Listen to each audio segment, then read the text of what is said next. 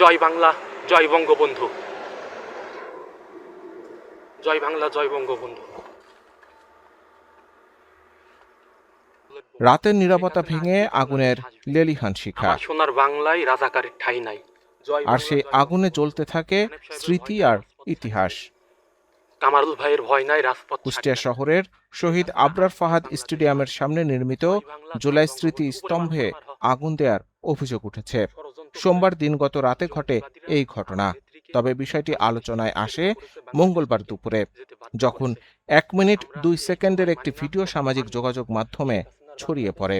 ষড়যন্ত্র করে জঙ্গিবাদীরা আমার নেত্রীকে বাংলাদেশ থেকে বিতাড়িত করেছে, বাংলাদেশ থেকে যেতে বাধ্য করেছে। আমরা এই জুলাই মানি না, কখনো মানব না। ভিডিওতে দেখা যায় এক যুবক বিভিন্ন রাজনৈতিক স্লোগান দিচ্ছেন এবং জুলাই আন্দোলনকে অস্বীকার করে বক্তব্য দিচ্ছেন। ভয় করি না বুলেট বোমা, শেখ হাসিনা আসবে, বাংলাদেশ আসবে। আমার সোনার বাংলায় রাজাকারের ঠাঁই নাই। জয় বাংলা, জয় বঙ্গবন্ধু। ঘটনার পরপরই এলাকায় ছড়িয়ে পড়ে উদ্বেগ আর ক্ষোভ। জুলাই যোদ্ধা ও জেলা জাতীয় নাগরিক পার্টি এনসিপি সদস্য সচিব সুলতান মারুফ তালহা ঘটনাস্থল পরিদর্শনের কথা জানিয়ে দাবি করেন, স্মৃতিস্তম্ভে আগুন দেওয়ার ঘটনার সত্যতা তারা পেয়েছেন। তার অভিযোগ, পতিত সরকারের কিছু বিপদগামী ছাত্রনেতা এই ঘটনার সঙ্গে জড়িত থাকতে পারে।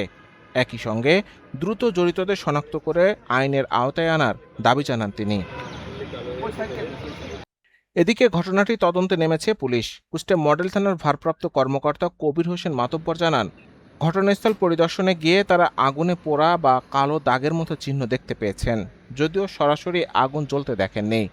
ঘটনার প্রকৃত রহস্য উদ্ঘাটনে তদন্ত চলছে বলেও জানান তিনি।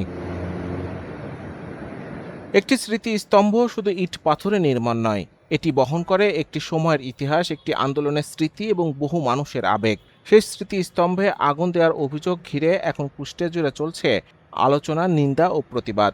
কে বা কারা এর পেছনে তা খুঁজে বের করতে তদন্ত করছে আইন শৃঙ্খলা বাহিনী। তদন্ত শেষে প্রকৃত ঘটনার সামনে এলেই মিলবে বহু প্রশ্নের উত্তর। Desk report, news update.